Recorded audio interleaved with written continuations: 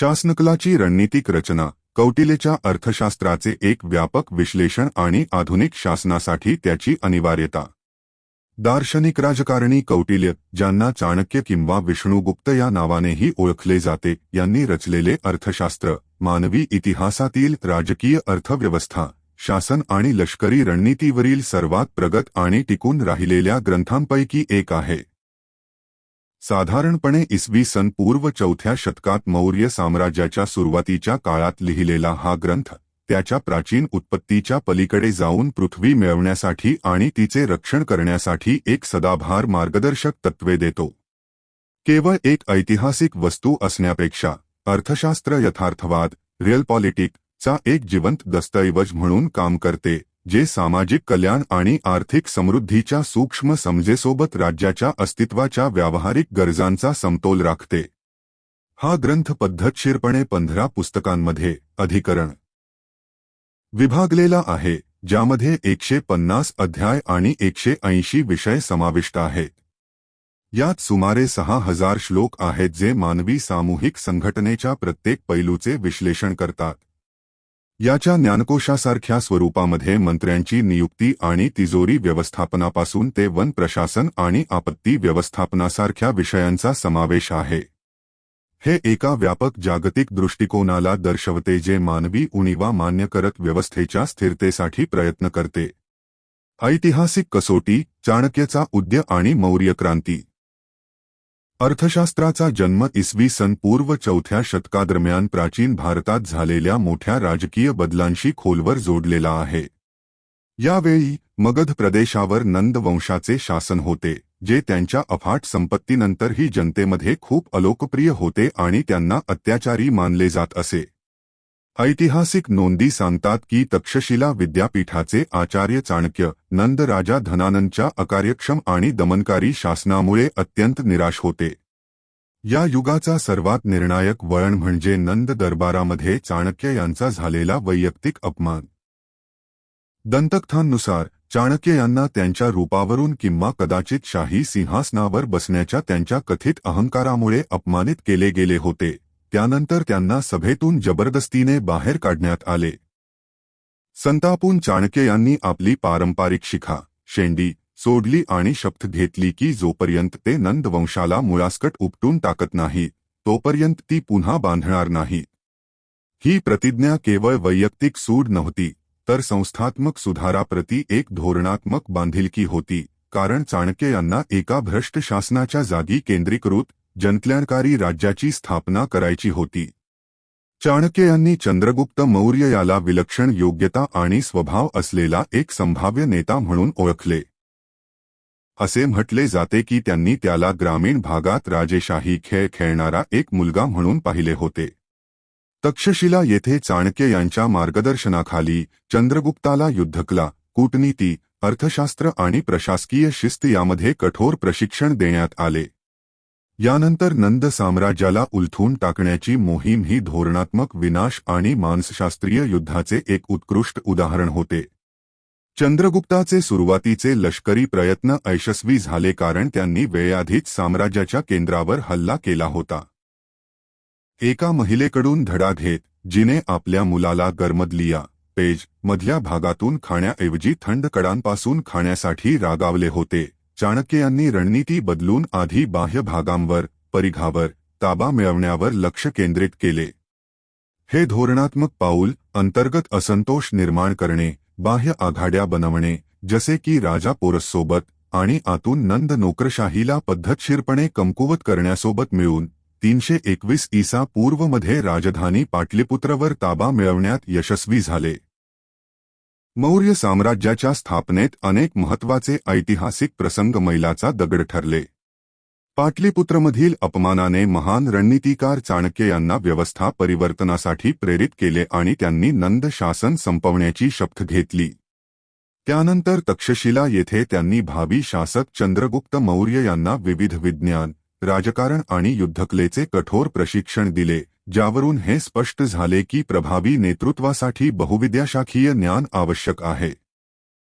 चाणक्य यांनी दिलेल्या रणनीती वापरून थेट मध्यवर्ती युद्ध करण्याऐवजी सीमावर्ती भागातून आक्रमण करण्याची योजना आखली, जेणेकरून शत्रूच्या संघटनात्मक कमकुवतपणा ओळखून त्यांचा फायदा घेता येईल.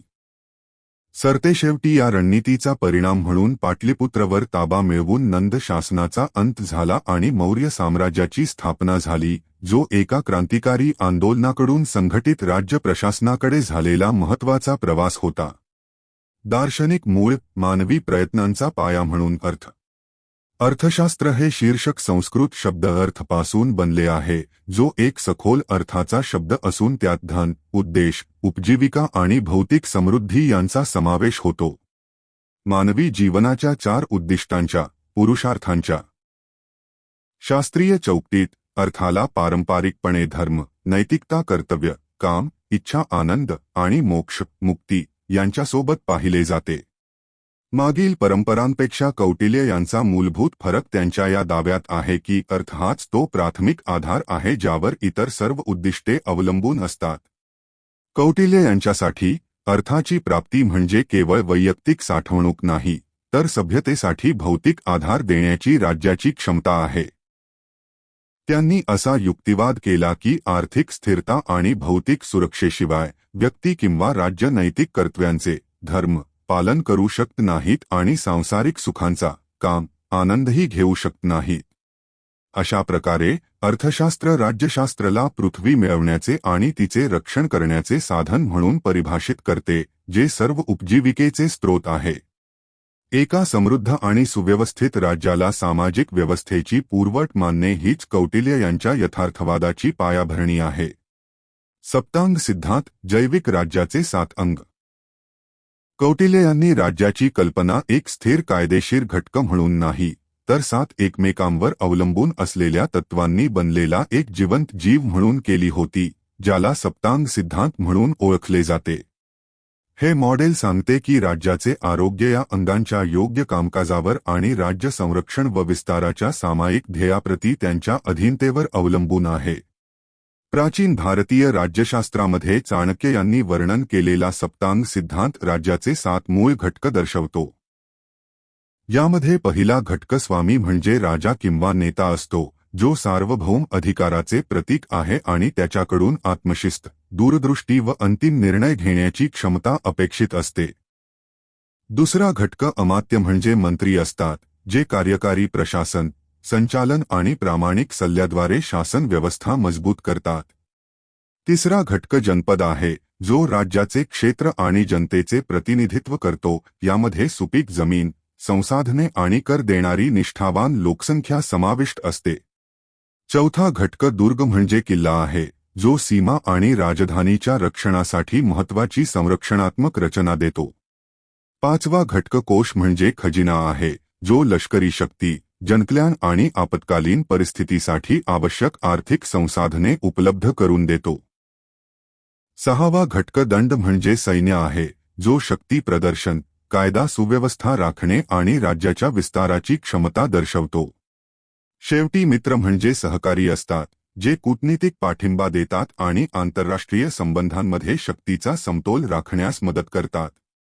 या 7ही घटकांच्या संतुलित समन्वयातूनच एक मजबूत आणि स्थिर राज्य स्थापन करणे शक्य होते.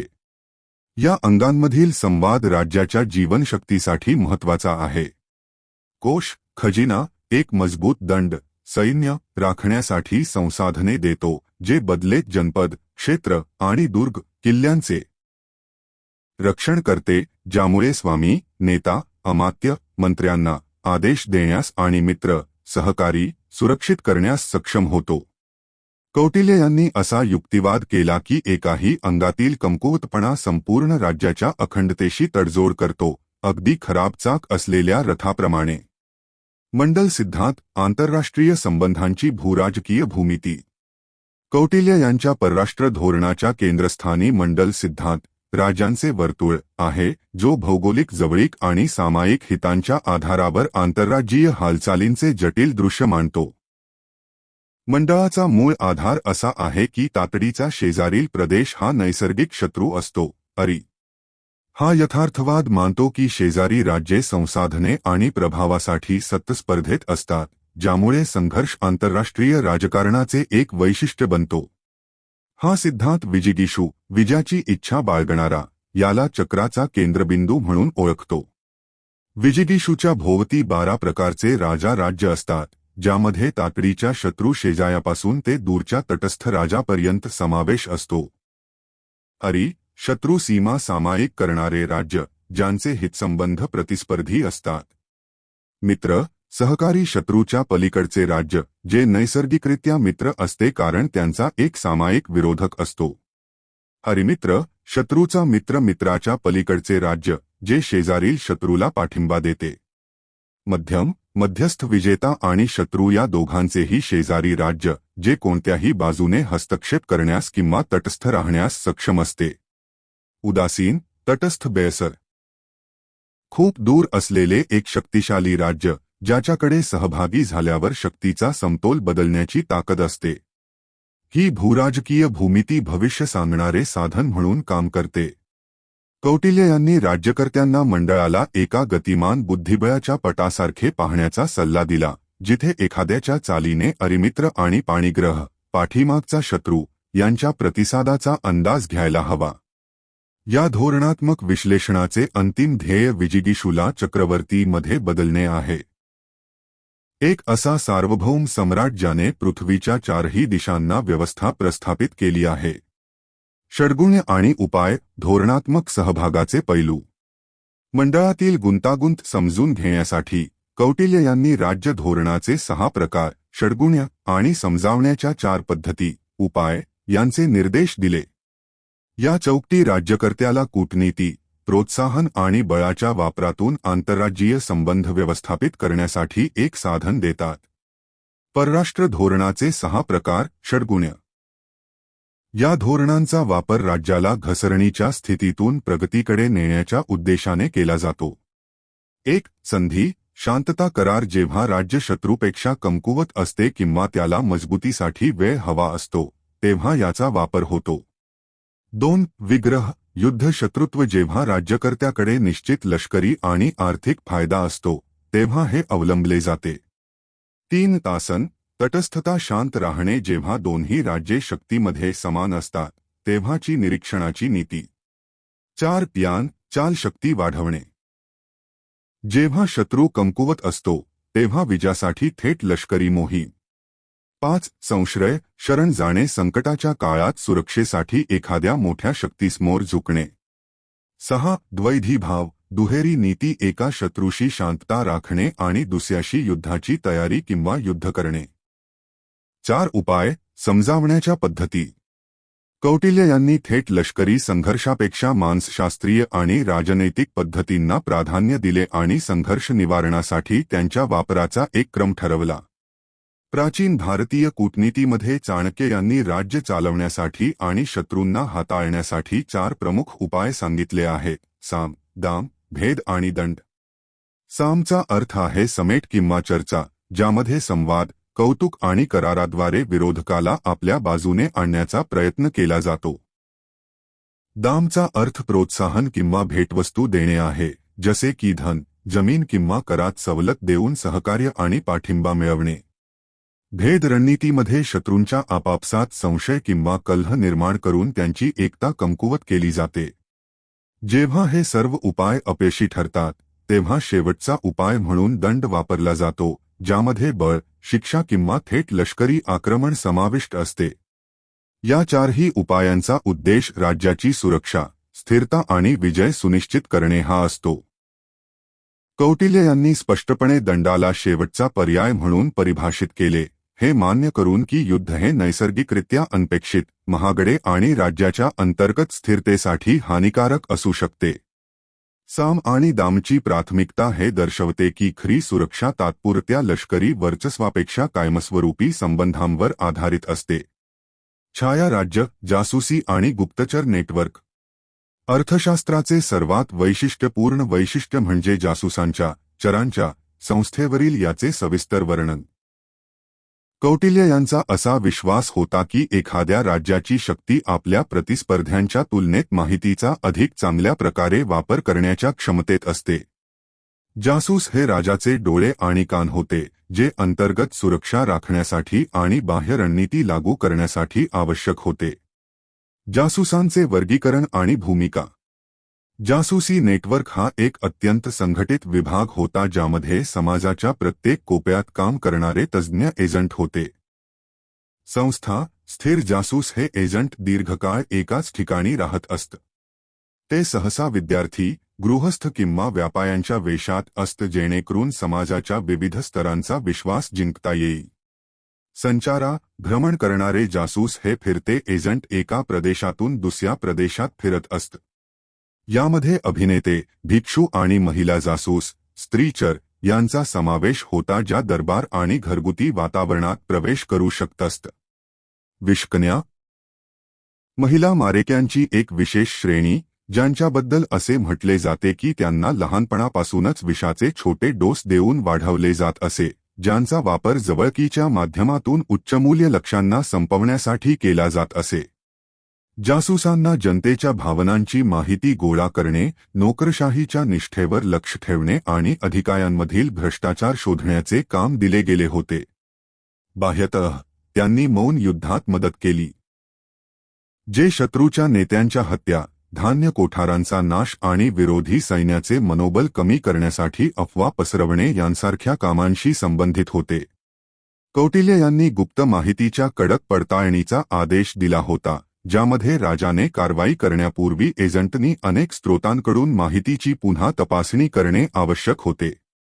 आर्थिक शासनकला, समृद्धीचा वास्तुविशारद म्हणून राजा कौटिल्य यांचे आर्थिक विचार त्यांच्या काळाच्या मानाने क्रांतिकारी होते, जे अर्थव्यवस्थेला एक स्वतंत्र खाजगी क्षेत्र म्हणून नाही तर शासनाचे एक मध्यवर्ती साधन म्हणून पाहत असत. त्यांनी एका मजबूत हस्तक्षेपवादी राज्याचा प्रस्ताव मांडला जे राजा आणि प्रजेसाठी अर्थ, संपत्ती सुनिश्चित करण्यासाठी सक्रियपणे आर्थिक जीवनाचे नियोजन आणि नियमन करत असे. कौटिल्य यांची कर आकारणीची टॅक्स तत्त्वे. कौटिल्य यांनी एका सुनियोजित आणि निष्पक्ष कर प्रणालीचा पुरस्कार केला, हे मान्य करून की राज्याची आर्थिक शक्ती सामान्य काळात आणि दुष्काळासारख्या आपत्तीत दोन्ही वेळी महत्त्वाची असते.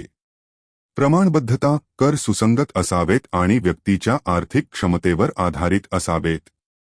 महसूल विविधीकरण, राज्याला शेती जमीन, सीता, खाणकाम, धातुकाम, वने, व्यापार शुल्क आणि दारू व मीठ यांसारख्या राज्यनियंत्रित उद्योगांकडून उत्पन्न मिळत असे. मधमाशी उदाहरण, कौटिल्य यांनी प्रसिद्धपणे सल्ला दिला होता की राजाने कर तसाच गोळा केला पाहिजे जसा मधमाशी मध जमा करते, उत्पादकाला इजान पोहोचवता राज्याला चालवण्यासाठी पुरेशा प्रमाणात.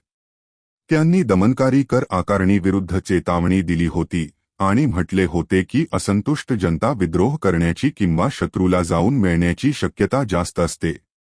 या व्यतिरिक्त राज्याने इष्ट आर्थिक वर्तनाला चालना देण्यासाठी कर सवलतींचा वापर केला, जसे की नवीन जमिनीवर स्थायिक होणे किंवा व्यापाराचा विस्तार करण्यास प्रोत्साहन देणे.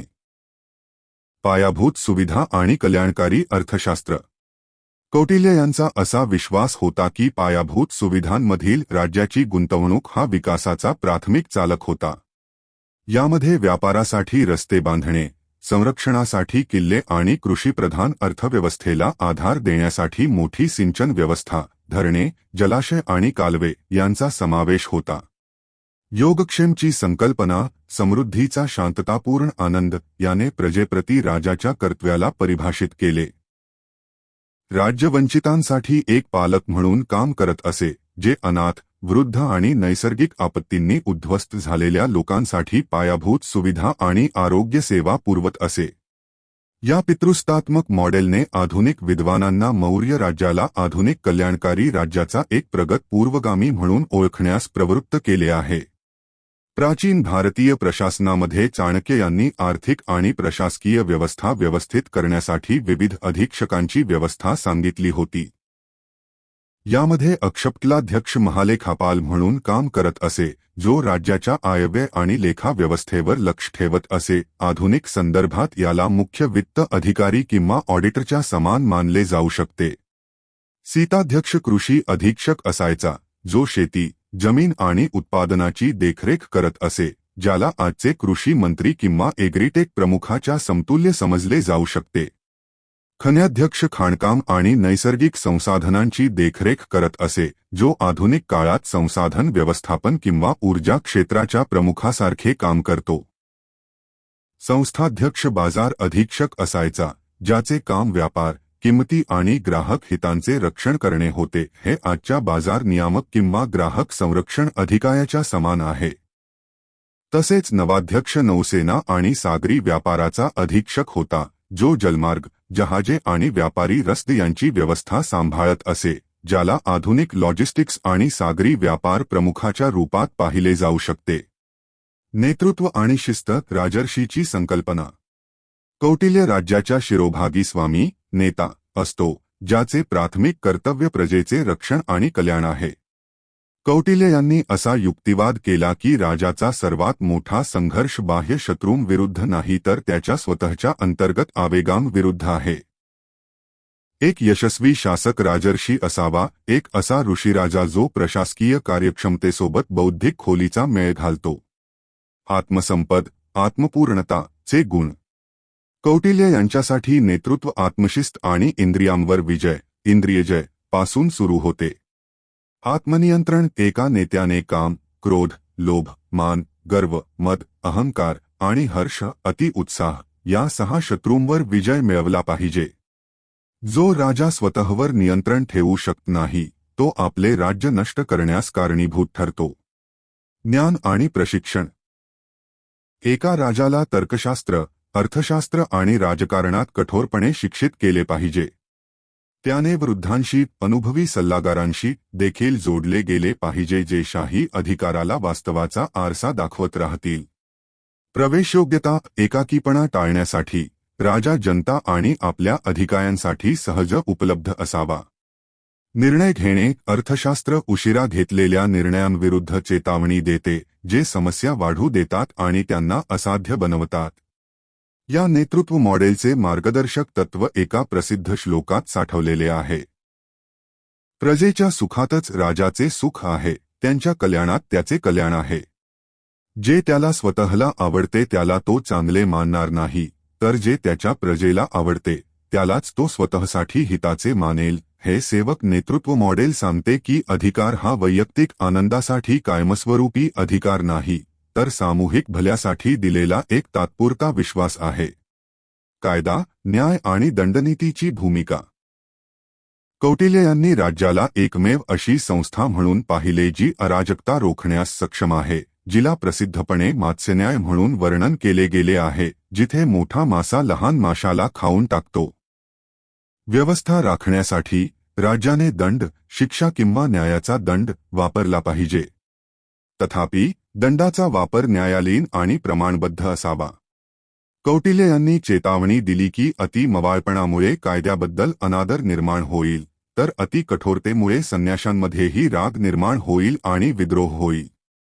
कायदेशीर प्रणाली. नागरी कायदे, धर्मस्थीय, ज्यामध्ये विवाह, वारसा आणि करार समाविष्ट होते, आणि फौजदारी कायदे, कंटकशोधन मध्ये विभागली गेली होती, ज्याचा उद्देश गुन्हेगारी आणि भ्रष्टाचाराच्या दमनाद्वारे समाजातील काटे काढून टाकणे हा होता. कौटिल्य राज्यामध्ये महिलांची एक विशिष्ट कायदेशीर स्थिती होती. जरी राज्य पितृसत्तात्मक होते, तरीही अर्थशास्त्राने घटस्फोट, मालमत्तेचा वारसा आणि हिंसेविरुद्ध संरक्षणाचे नियम दिले होते. महिलांनी राज्य यंत्रणेत सक्रिय भूमिका बजावली, जासूस, कुशल कारागीर आणि अगदी शाही अंगरक्षक म्हणूनही सेवा दिली. महिला धनुर्धरांची एक तुकडी जी हत्या रोखण्यासाठी राजाच्या पलंगाभोवती राहत असे. लष्करी रणनीती आणि युद्धाची नैतिकता. कौटिल्य यांनी युद्धाला परराष्ट्र धोरणाचा विस्तार म्हणून पाहिले, ज्याचा वापर सातत्याने फायद्याची स्थिती मिळवण्यासाठी केला जात असे. त्यांनी नियोजित पद्धतींच्या आधारावर युद्धाचे 3 प्रकारात वर्गीकरण केले. 1. प्रकाशयुद्ध, उघड युद्ध, वेळ, ठिकाण आणि शौर्याच्या पारंपरिक नियमांनुसार लढलेले युद्ध. 2. कूटयुद्ध, छल युद्ध, कमीत कमी नुकसानासह विजय मिळवण्यासाठी फसवणूक, खोटी माघार आणि दबा धरून बसणे यांसारख्या चालींचे युद्ध. 3. तूषणी युद्ध, मौन युद्ध, कटाचे युद्ध, ज्यामध्ये जासूस, मारेकरी आणि मानसिक विनाशाचा वापर करून शत्रूला आतून संपवले जाते. युद्धात फसवणुकीला व्यावहारिकपणे स्वीकारूनही कौटिल्य यांनी पराभूत शत्रूंशी मानवी वागणुकीचा पुरस्कार केला. त्यांनी सुचवले की एका विजेत्याने जिंकलेल्या प्रदेशातील चालीरीती, भाषा आणि पेहराव स्वीकारला पाहिजे जेणेकरून नवीन प्रजेचे मन जिंकता येईल आणि भविष्यातील प्रतिकाराची शक्यता कमी होईल. 32 तंत्रयुक्ती वैज्ञानिक तर्काची पद्धत. अर्थशास्त्र हे केवळ निरीक्षणांचे संकलन नाही तर कठोर कार्यपद्धतीचे कार्य आहे. पुस्तक 15 मध्ये कौटिल्य यांनी 32 तंत्रयुक्तींचे वर्णन केले आहे. तर्काची ती साधने ज्यांचा वापर ग्रंथाची रचना करण्यासाठी आणि त्याची तार्किक सुसंगतता सुनिश्चित करण्यासाठी केला गेला आहे. या युक्ती समस्या सोडवण्यासाठी आणि समीक्षात्मक विश्लेषणासाठी मानसिक मॉडेल म्हणून काम करतात, ज्यातील अनेक आजही समकालीन संशोधन पद्धतीसाठी पायाभूत आहेत. प्राचीन भारतीय ज्ञान परंपरेत अर्थशास्त्रात वर्णन केलेल्या तंत्रयुक्त्या कोणत्याही विषयाचे पद्धतशीर विश्लेषण आणि समजून घेण्यासाठी महत्त्वाचे साधन मानल्या जातात. यामध्ये अधिकरणचा अर्थ आहे एखादा विषय किंवा मध्यवर्ती मुद्दा स्पष्टपणे परिभाषित करणे, जेणेकरून तपासाची व्याप्ती आणि मुख्य समस्या निश्चित करता येईल. तसेच संशयचा अर्थ आहे शंका किंवा अनिश्चितता, जी विचार आणि विश्लेषणाची प्रक्रिया पुढे नेण्यास मदत करते, कारण यामुळे विविध शक्यता आणि तर्क पद्धतशीरपणे समजून घेण्याची संधी मिळते.